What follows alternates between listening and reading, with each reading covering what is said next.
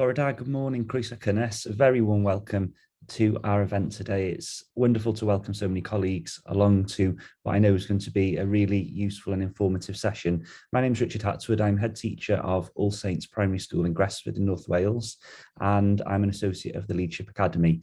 I'm absolutely delighted this morning to be welcomed by colleagues and by Professor Ken Jones, who's going to share some innovative hallmark thinking. We're going to be looking at some voices from the field, and we're going to have opportunity later on for some questions and answers. So the session this morning, I'm sure it's going to fly by, and there's going to be so many things that we can take away from the session. I'm going to hand over to Professor Ken Jones in a second for his presentation. After that, we're going to hear from colleagues Bryony from Coleg Sir Gar, Geraldine from Marlborough Primary School. After that, you'll have opportunity to share questions, reflections and thoughts on the morning. We'll give opportunity for you to ask those questions yourselves and to share your reflections and your thoughts there.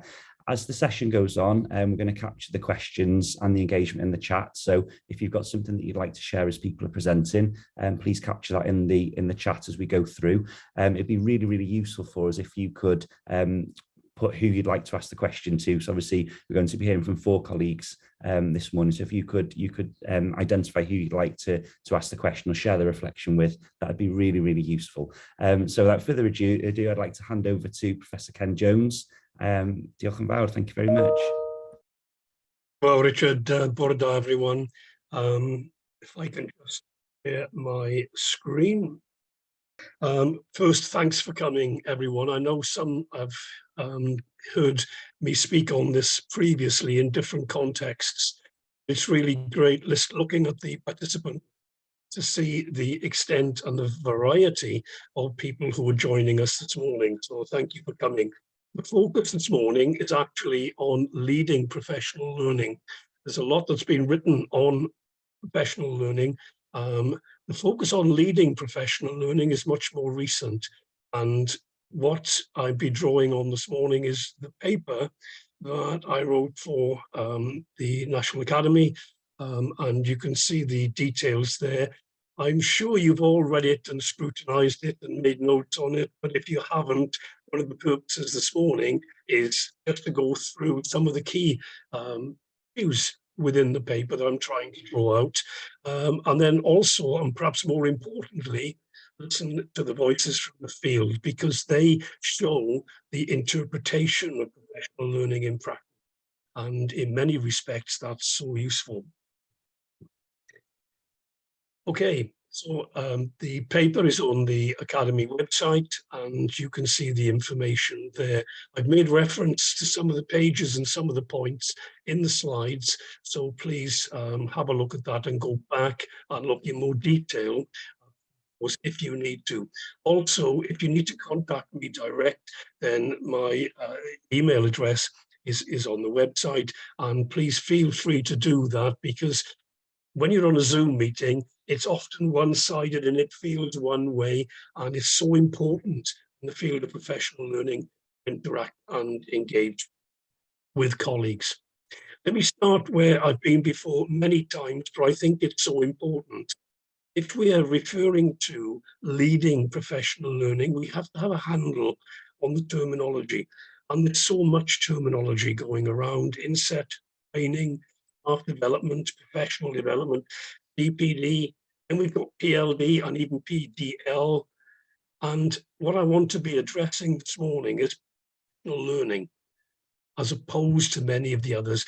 Now, professional learning encompasses most, if not all, of the others. It's not a training event this morning, and training is a specific term, no problem in using it. It's where we want specific outcomes, and we're working clearly towards those outcomes. I hope this morning there will be a myriad of unintended outcomes. The idea is to make you think, make you reflect, and to make you produce points for action that you can take forward in a practical way. Thinking about the way in which training can be implemented, I used to do a lot of jigsaws when I was a kid, and my 2 little granddaughters started them on jigsaws. And the other day, I think it was time, and we went through the jigsaw was, and the younger of the two, Rhiannon, is only 6, and she insisted on building the jigsaw from Paw Patrol and the little dog characters that were in that, and she would make the characters first. And I said, no, Rhiannon, the easiest way to do a jigsaw is start with the corners, do the edges, and then fill in the middle. And you'll do it much more quickly. And of course, she wouldn't. Did it put the dog? And for my birthday this year, they bought me a really difficult circular jigsaw from the Works, I think it was, geography one of the globe. They gave it to me and they watched me start. And I looked at them and said, it's going to be really difficult. And Rhiannon looked up at me with a cheeky grin and said, start with the corners tied. Jigsaw. And I thought, you've got it in one. So all the training that I was doing to get her to make a jigsaw had to be applied.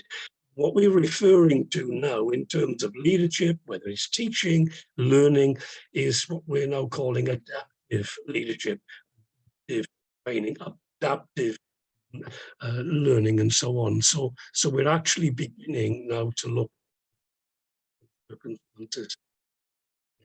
Okay. In professional development then, because we come across it so many times, that's now taken on a connotation of delivery.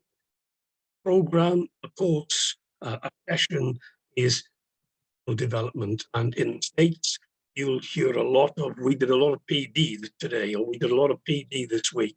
And that's absolutely fine in its own context. But professional learning is more than that. And in Wales, we've made a deliberate attempt to move away from the term development and into the term professional learning. Let's use the term properly. It's much more than professional development, and professional learning should actually challenge previous assumptions, be what we're calling transformative rather than additive. So if you have professional development activities, are they additive?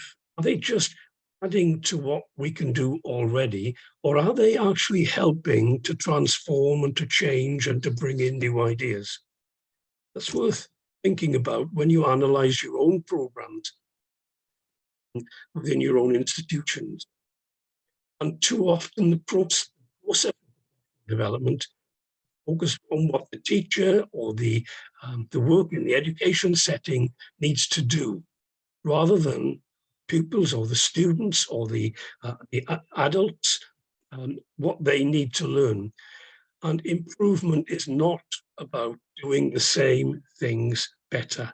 That's additive. We need to be looking at change. Probably one of the biggest learning events that we've had in recent years has resulted from COVID. It came through lockdown. It looked at the way in which we use digital technologies. And that was a massive transformational change. And yet it happened, and it happened really well. And what that is it's a big tick for the profession, because we handled that really well. Okay, so what are the implications for leading professional learning? If we look at what leaders as professionals are doing, okay, leaders should think critically what they do. We shouldn't be just doing.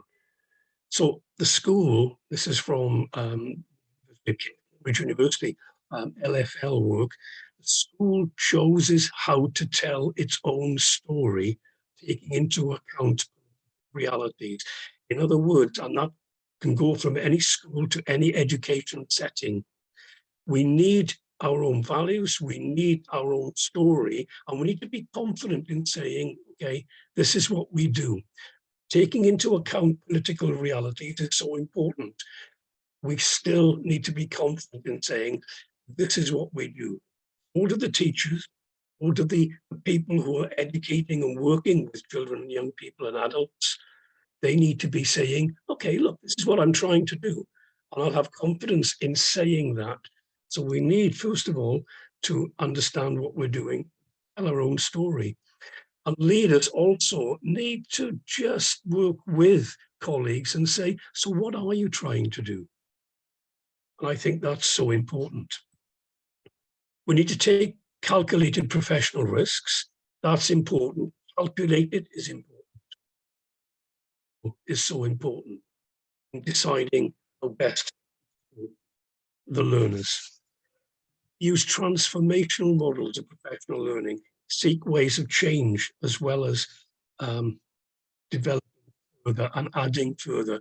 I want to add here because it's so important, and the Leadership Academy has picked extremely well. You made reference to it earlier, the well-being of colleagues, because we can keep talking about transformational change, bring on change, make sure we're just not adding to what we're doing. Hang on, let's keep a finger on the pulse.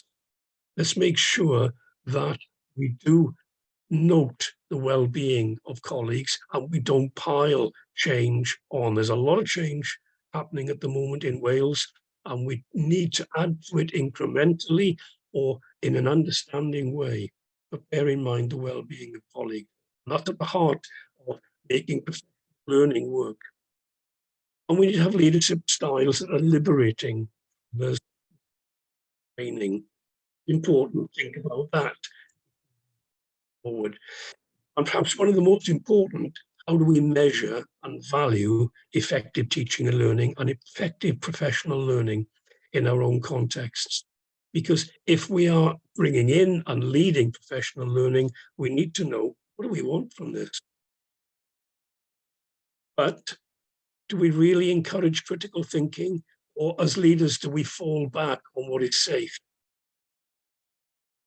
Do we adopt deficit models, development and professional learning? Or do we try and correct what we think should be happening rather than let the professional come forward? Language and leadership style constraining, or is it liberating? Do we actually encourage others to move forward and do what they want to do and try and support them? We can't always support them, but at least we can balance what they're trying to do rather than constrain what they're trying to do. And how do we measure and value effective PLD? Long-term effective learning and development is, what is effective anyway? I'll come on to that a little later on. Professionals must always be willing to challenge our professional knowledge and skills. Without that, move forward. What's your organization like? Highly aligned organization or team? Is this what we want? Yes, in some things we need to. In some policies like child protection, ensure that organizations and members are highly aligned. Or are we looking a little bit more like this, which is natural education ecosystem? And look at that arrow with the 1, 2, 3, fourth one in, it's pointing backward. What do we do as leaders if we have colleagues who are within our ecosystem and with values, or thoughts, or ideas contrary to what our own improvement plans might be? That's an interesting one. And where does professional learning come into that? But that is a much more natural reflection of what an organization, education setting, organization of professionals. If we look at what works, there's a lot of literature, and I put it in the paper on page 11, and there are other papers as well, a lot of literature on what works learning. How do we actually lead it? How do we make sure it's good? Laura Desimone, content, focus on content, make the learning active, make it coherent, in the duration of it, don't make it quick, and make sure collective is there. And we do need to look at these.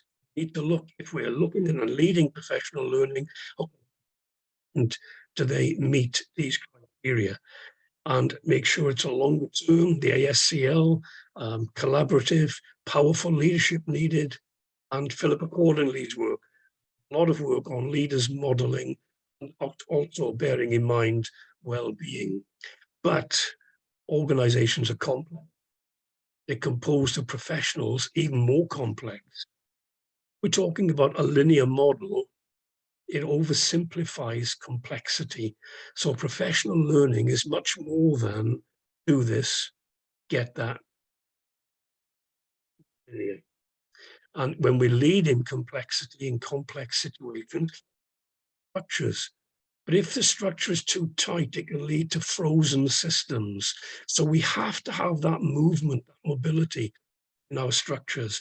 I've mentioned adaptive leadership. That's where we need to change. Digital networking is an example of that. To what extent does that education setting? Connective collaboration. How do we connect? We hear the voices. Great to hear voices from the field this morning. And that is horizontal and vertical voices being apart. And the leader needs to ensure personal connectivity, be in touch with the people to ensure well-being, listen as well as say. So Murray, this is in the paper, we talks about the age of connectivity. Whereas previously we had in leadership the one-to-many model, now we've got the many-to-many model. That's spot on in terms of where we are in learning, in terms of digital learning today. We are looking now at leadership in a complex, coming out as collective practice. I'm going to skip over the 5 dimensions. That's in the paper, and you can think about these, look at them. The most important of them probably is that professional learning is about individuals. I don't learn you, you learn yourself. And that's so important, which is why leaders are there to enhance the learning of colleagues and other professionals, not to tell them what to do. So the Academy, the Leadership Academy, commissioned some research, and we looked at hallmarks. I want to say here, there's a health warning here. These are not silver bullets. And if we try and borrow policy, it often fails. We need to be looking at the hallmarks, policy learning. These are the hallmarks, and you'll recognize them. And if you look at them, they explore them in slightly more detail. One of the things we can say is that they work in some cultures and in some organizations, and they're very useful to actually say, okay, so how close is our professional learning program to these? And they are centered on supporting all learners. I've highlighted the all there, includes staff and students, and it's mindful of well-being. And I've mentioned that earlier on. That's so important that we keep that back of our minds.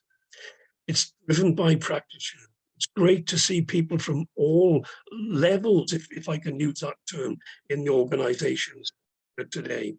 And it's rooted in professional enhancement, taking you forward a professional, as well as improving schools, colleges, or education setting. Of the application, it's about innovative approaches, built on a critical view of research. That word critical is so important. Strengthened by political collaboration and strategically. Let's make sure that we've got a coherent way of looking at how we support learning. I think one of the dangers we've got is that we have national policies, and we can look at Hub, we can look at the Welsh Government, we can see exactly what they plan for professional learning.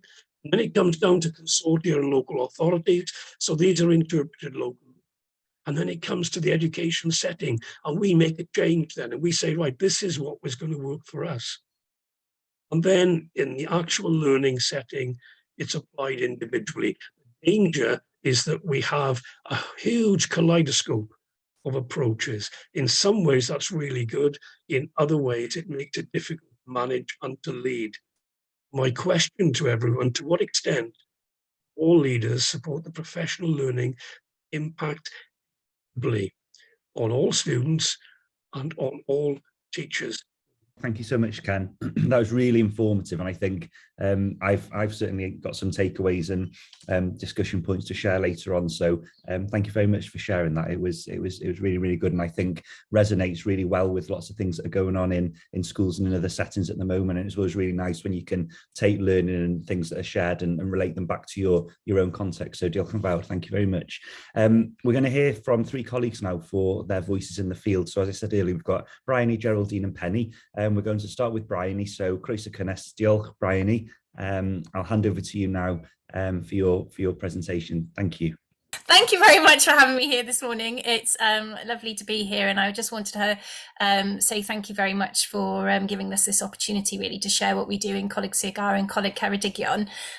So I'm the Director of Teaching, Learning, Technology and Skills, and I'm responsible for all things professional learning, which is absolutely my favourite topic, and it's always so inspiring and such a joy to listen to Ken talk about professional learning and how it's got to be driven by the individual, and that's absolutely what we believe here in our college. So I'm going to share my screen, 1 second.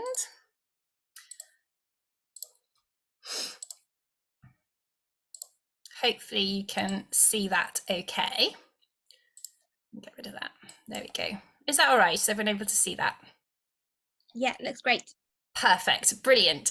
So I'm just going to talk to you a little bit really about our culture of curiosity, which I came into a central post in 2018 and took over professional learning. And it's something that's been steadily growing in our organisation. We had quite a big change back in 2015, where the language around professional learning, very much like Ken is talking about, completely changed for us. We had pre-2015, it was very much the CPD, the done to, and in 2015 Amanda Daniels overhauled that approach to professional learning to really focus it on the individual and to give autonomy and agency to the practitioners within our college, and we have been really driven to keep that ethos and focus at the heart of our work as we move forward.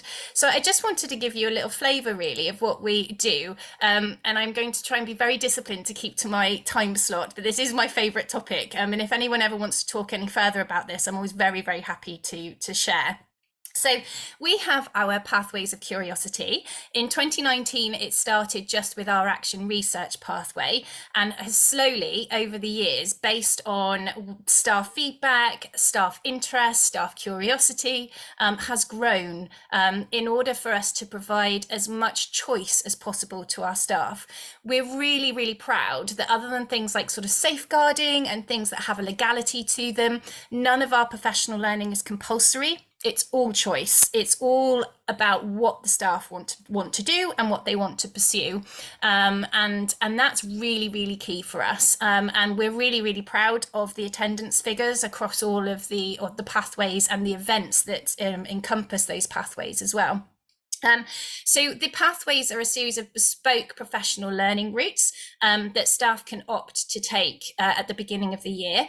And the way in which the paths are designed is they're not prescriptive, so they're not content prescriptive, but they are skill prescriptive. So we are developing skills in these particular areas, but where staff go with them, completely up to them. With curiosity, it's one of those things where we don't, it's not about be curious about everything, but be curious about something. And hopefully this pathway enables our staff to be curious about something. So we have the EdTech pathway. We have our industry pathway, we have our bilingual pathway, we have a croeso pathway. So that's for any new members of staff that have joined our organisation or fresh out of PGCE. We have a professional qualification pathway, leadership. New this year is our aspiring leadership pathway. Big thank you to the Academy through the Innovation Fund who have supported us to develop that pathway, and our governor pathway as well. So we really passionately believe in our college that professional learning is for everybody. It's not exclusive. It doesn't matter how many hours a week you do with us, what job role you do, how long you've worked in the college, what your plans are for the future. This belongs to you, and it's very much about enabling people to go on a journey, I suppose, and to own that journey is really, really important. So the pathways all have really different structures to them, but it's lots and lots of things like masterclasses, sharing events, reflection opportunities, time to discuss, time to share, time to test thinking, which is really, really important, and we shouldn't be afraid of, to really have that opportunity to test our thinking so that we can strengthen it and get stronger. I won't go into all the intricacies of all of the pathways, but I thought it would be lovely to give you just an example of our action research pathway.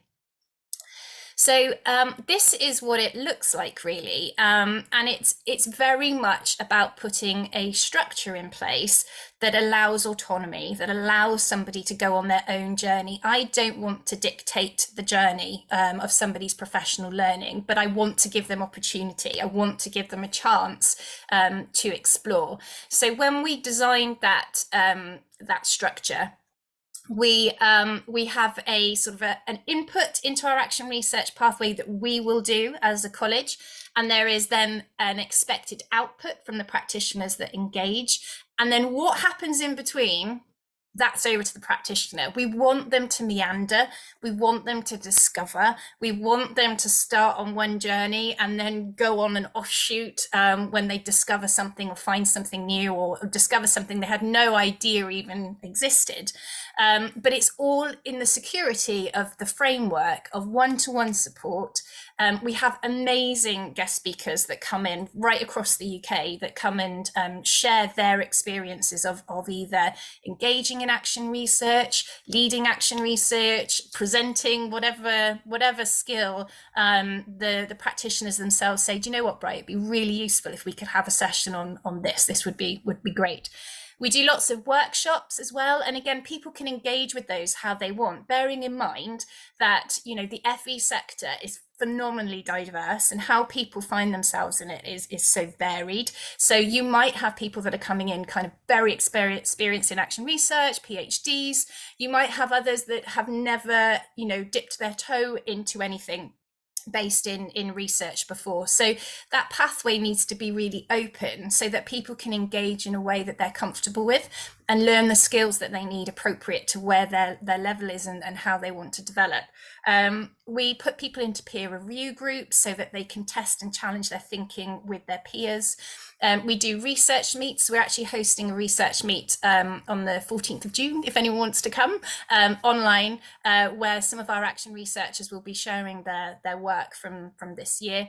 And then amazing professional networks like this one here with the Academy have been really, really important to us to not feel siloed in professional learning, because we're all in this together. We've all got so many phenomenal expertise, and I think sometimes we can stay a little bit in our own sphere.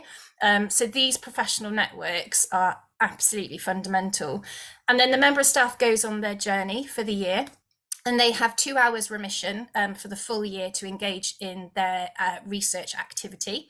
And then their expected output is that they'll engage in our Festival of Practice, which is at the end of the academic year, which is a 2-day festival. We collate all the research in a Google site. And again, you know, we're not about kind of it being sort of, we like to challenge the thought of research and kind of the concept and understanding of what that looks like. So people can present their work in a way that feels right and suitable to them and to the work that they've done. We support people for external publication and sharing. So we've had some brilliant articles in Test Magazine and people presenting for AOC and ETF and different opportunities.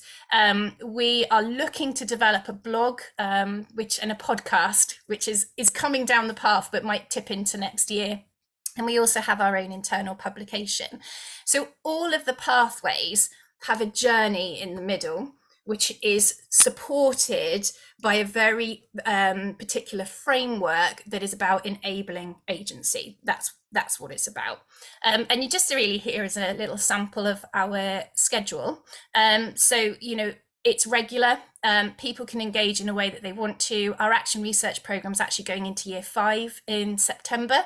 And so, you know, I want to put on as many optional sessions as possible for those on the pathway so they can pick what is right for them and what it is that they're moving to do.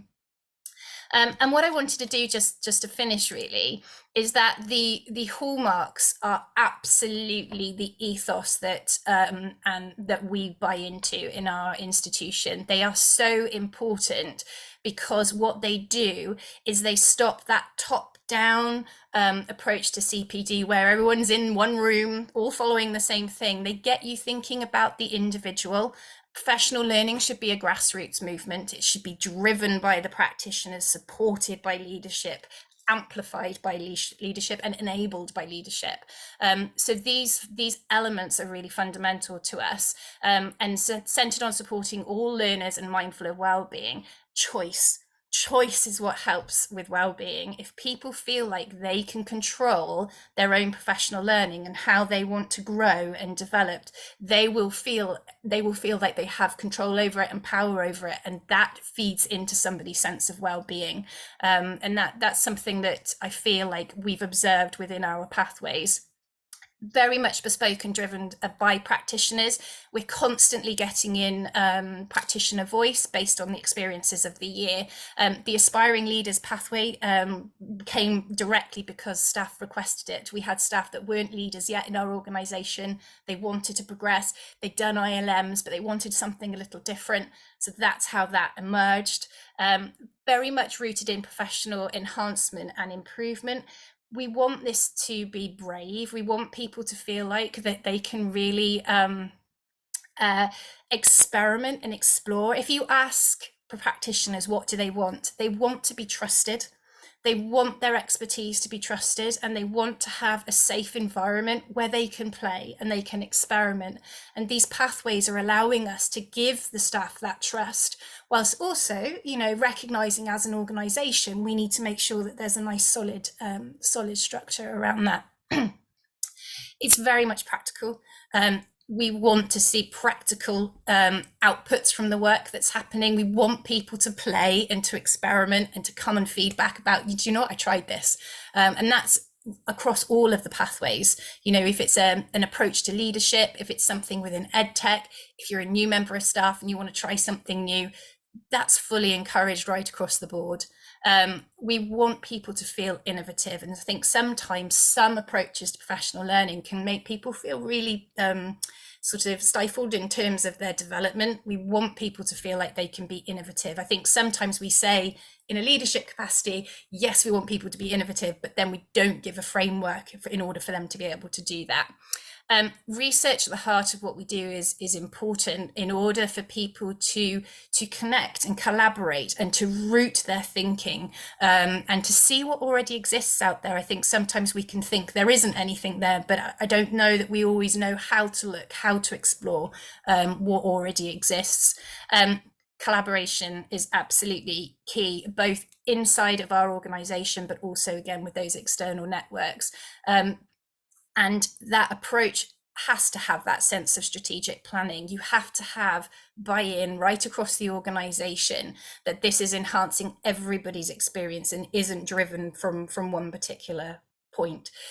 So I hope that gives you a little flavour of us here in the college and what we do. And as I say, I'm always very, very happy to talk with anybody about all things professional learning and what we do here. And we're on a journey. We've still got so much to learn and so many different pathway ideas come into my mind. So any thoughts or thinking on that would be very welcome. And I think I'm passing over to Geraldine, I think. Thank you so much, Bryony. I just love your culture of curiosity. I'm just going to share my slide. Bear with me a moment. There we go. Okay. So I'm Geraldine Foley, head teacher of Marlborough Primary School in Cardiff, and I'm really delighted to share how at Marlborough we've used Professor Ken Jones's paper to shape professional learning in our school. At Marlborough, we'd long prided ourselves in developing a rich programme of professional learning. We're very much a research-informed school and been very involved with John Hattie's Visible Learning Programme. For those of you who know the work of John Hattie, he conducts a meta-analysis of what works best in education. And collective teacher efficacy that is a shared belief that school staff can make a positive impact on pupil achievement, has one of the biggest effect sizes. So as such, at Marlborough, we developed a culture of building the pedagogy from the classroom practice up. As well as Hattie, we'd conducted action research with Shirley Clark and Dylan William. However, the pandemic hit and our professional learning quickly reverted to staff training. Health and safety, risk assessments, moving learning online, blended learning. Social distancing had necessitated all staff training sessions moving online. And it must have been around this time last year, I just felt quite dejected and frustrated. I felt that our professional learning sessions were no longer professional learning, they were information sharing. Our sessions were being done to the staff rather than with the staff. And worst of all, I think the net impact was the sessions had become very passive. And I just felt that we were in real danger of losing the culture of professional discussion and debate that we'd worked so hard to build. And that's when I came across Professor Ken's paper. And it really resonated with me. It ignited a fire back in my belly. It gave me a platform really for some really creative thinking about how we move forward. And I really use the 8 hallmarks to help me restructure a professional learning plan at Marlborough. And the plan now focuses firmly back on pedagogy. I'm the gatekeeper for our professional learning sessions. And we do still have a few sessions during the year for information sharing, but we try and keep these to a minimum and use other platforms such as our briefing papers, vlogs, weekly briefing meetings, and our bulletin. Our teaching assistants were always invited to our Wednesday professional learning sessions prior to the pandemic. However, it wasn't an expectation. From September just gone, that changed. My TAs now attend every Wednesday professional learning session. The rationale being that they play such a vital role supporting learning in the classroom that's essential. I have the whole of my team there together. And to enable my TAs to attend, I let them just take 30 minutes during the week off the beginning or the end of the school day so that they can make up the 30 minutes extra that they attend the professional learning sessions. So before the pandemic, we'd established a really successful professional learning book club. This provided my colleagues opportunities to discuss and debate key educational texts, such as Inside the Black Box by Dylan William, Outstanding Formative Assessment by Shirley Clark, etc. And this approach had been really successful in helping us to grow our pedagogy from the ground up. Post-pandemic, my leader of teaching and learning and I were discussing how now do we get back on track using Professor Ken's hallmarks. And we were looking really at that point to re-establish the book club. But we kind of felt that maybe that format wasn't going to work in the way that we really needed it to, because I needed, especially after the pandemic, just to bring the whole team back together rather than work in smaller groups. And what we'd really lost, I think, during the pandemic was that pedagogical debate and discussion as a real way of supporting collective teacher efficacy. I just didn't feel that the book club would work on such a large scale. We're a team of over 50 when I've got all of my teachers and teaching assistants together for sessions. And so book club at Marlborough morphed into Fight Club. Why Fight Club? Because we really wanted our staff to re-engage in debate and discussion. We wanted our colleagues to challenge their own thinking, as well as the thinking of colleagues, and to argue viewpoints. We wanted our colleagues to really re-engage with research and the evidence that underpins the aspects of how we teach at Marlborough, and what we teach, and the pedagogy that we've established. So each week, we choose different aspects of pedagogy, and the session one is an introductory session. We go back to the research, we go back to the evidence, we discuss and we debate it. And we really explore about how this aspect is effectively delivered in the classroom. We identify barriers and challenges. And at the end of these sessions, we set a practical task for the staff to work on in readiness to come back and share over the following weeks. So, for example, one of the sessions, we went back and we really explored questioning. At Marlborough pre-pandemic, we really built questioning around solo taxonomy. But a lot of my staff were curious about Bloom's taxonomy. Others really want to explore Blank's questioning. Now, I don't really care which taxonomy they use to structure their questioning around. For me, the most important thing is we're discussing it, we're debating it, we're researching it, and that we're using that framework to come back and really have discussions with one another, professional dialogue about what questioning, really good, effective question looks like at Marlborough. And for me, that's the most important part, is building that pedagogy with the staff from the ground up, from classroom practice upwards. So we really got back into just very gently. Prior to the pandemic, all of my staff were involved in action research. It wasn't right just to launch straight back this year into that sort of culture again, because it would have been a bit overwhelming. We've got a lot of new staff and, you know, just being very mindful of where staff were with well-being. So we asked in the autumn term, rather than an action research paper, our staff just to produce a poster. What they learned over the autumn term as part of the Fight Club sessions, and what had been the impact on their classroom practice. And they shared that in one of our sessions with colleagues. And we just went around and lots of discussion, lots of debate. And it was a really nice way to get that culture of inquiry back into the way that we're working at Marlborough. That has morphed now over the spring and into the summer term of more formal inquiry. And we're building on this now and re-establishing that culture of classroom inquiry. So that really is a very quick overview of where we are, using Fight Club, built alongside Professor Ken's Hallmarks, just to really get that culture of professional learning back on track here at Marlborough.